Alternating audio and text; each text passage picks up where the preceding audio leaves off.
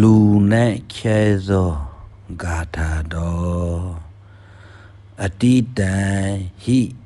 ဗုဒ္ဓဂုဏံအနာဂတံဘောဓိညာဏံပัจเจกาနံအတိမိတ္တံအရဟံတာနံအရိယာစုဗြဟ္မာဒေဝမနောသာနံအတိမိတ္တံ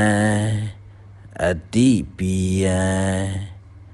ဧကဗုဒ္ဓံပေမဟောတုနိရောဓနံပဉ္စမဉ္စဇီဝိတံဟိကိုက်ပံထိတံကပ္ပစုကပ္ပစာအလုံးဘေးရန်ကံကွာကျိတ်ခဲသာလိုအံချန္ဒမြတလုံးတဝါဒီပရိကျုံကရပါကြီးဒီလူနိုင်ခဲသောဂါထာတော်ကို